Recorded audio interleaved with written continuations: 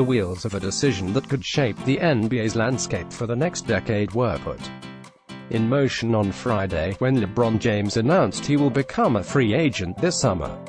The three-time NBA champ opted out of the final year of his deal with the Cleveland Cavaliers, turning down a $35.6 million salary for next season.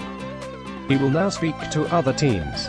That means the Cavs will not find themselves in the same position the Los Angeles Clippers were 12 months ago, when Chris Paul opted in for the final year of his deal purely so he could then engineer a trade to Houston, who would have not been able to sign him as a free agent.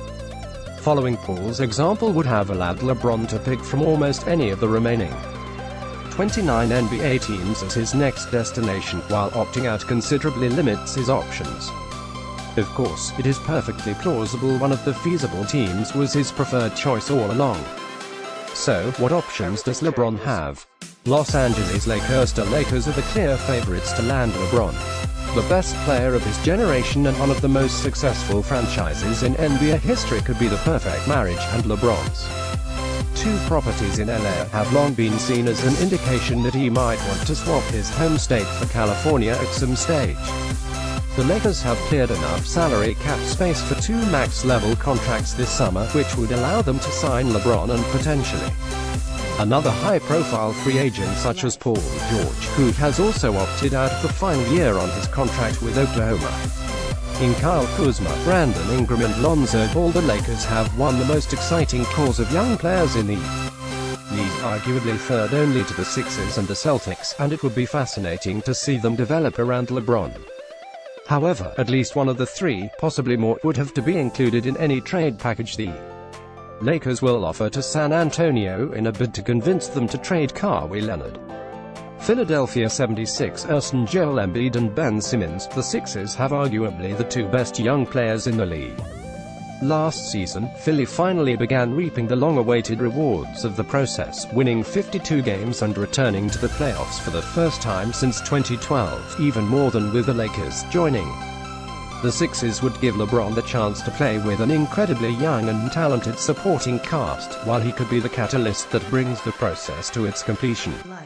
However, LeBron might not fit into Philadelphia as smoothly as in other teams. Ben Simmons likes to see a lot of the ball, and the Sixers might have to add more perimeter shooters to make the most of LeBron's assists.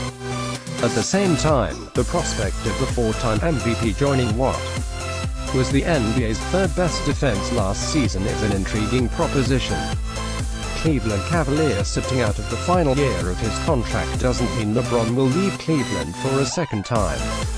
The Cavs don't have the core of young players the Lakers and Sixers boast, nor do they have enough cap room. Over $100 million is already committed for next season to make wholesale changes to the roster. That means Kevin Love, Tristan Thompson and Junior Smith will still be the Cavs' key players next season, unless Cleveland's front office gets very inventive and succeeds in moving some of them on. However, the Cavs can give LeBron more money than any other team, and Cleveland is home for the Akron native. Whether it will be enough to keep in Ohio remains to be seen. What about the rest? The Boston Celtics are probably the best equipped team in the Eastern Conference to stop the Warriors' dominance.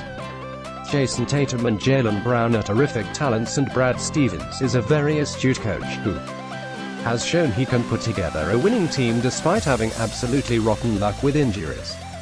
However, the prospect of pairing LeBron with Kyrie Irving again just a year after the latter wanted to be traded away from the Cavs to emerge from the former's shadow might not be very wise. The Rockets were the best team in the regular season, and the prospect of LeBron, James Harden and Chris Paul on the same time is mouth-watering. Unfortunately, Houston needs to re-sign the latter and Clint Capella, and has already $30 million committed to Harden, meaning they would have to dismantle the roster to clear enough cap room for LeBron. Elsewhere in Texas, Greg Popovich would love to coach a player he greatly admires, but San Antonio's profile off the court means the Spurs would have to work hard to ensure theirs is the winning pitch. Teaming up with Kawhi Leonard would go some way in doing just that, but with the 2014 NBA Finals MVP desperate to be traded, the Spurs appear to have little chance of uniting the duo. Still, LeBron and Leonard could end up playing together in LA.